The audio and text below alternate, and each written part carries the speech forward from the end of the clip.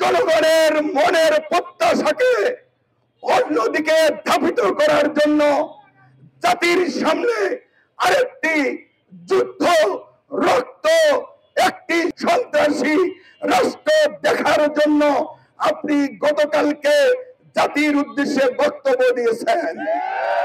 অতএব সময় আছে দেশের জন্য, সুষ্ঠু নির্বাচনের জন্য, দেশটাকে ভালো করার জন্য, গণতন্ত্রকে প্রতিষ্ঠিত করার জন্য পিয়ার পদ্ধতি অর্থাৎ দেশের জনগণ চাই কিনা গণভোট দ্রুত দেওয়ার ব্যবস্থা করুন।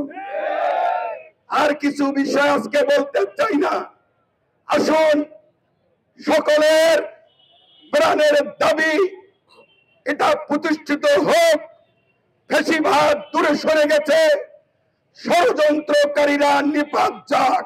কথা বলেন ঠিক কিনা? ষড়যন্ত্র রাজনীতি একসাথে চলতে পারে না।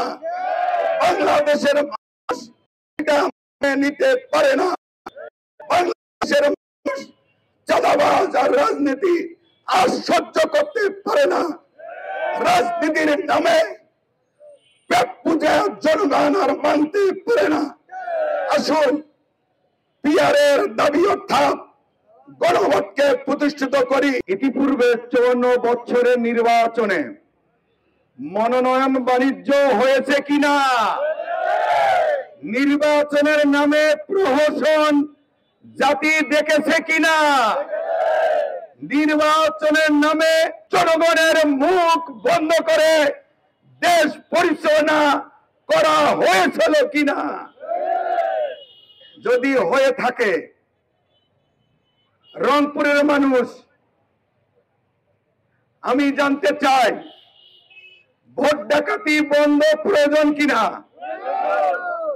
নির্বাচনের নামে প্রহসন, নির্বাচনের নামে নমিনেশন বাণিজ্য, নির্বাচনের নামে গুন্ডা পান্ডা তৈরি করা বন্ধ প্রয়োজন কিনা? এতটুকু প্রত্যাশা রেখে সকলকে ধন্যবাদ জানিয়ে আজকের বিক্ষোভ সমাবেশ এখানে সমাপ্ত ঘোষণা করা হলো।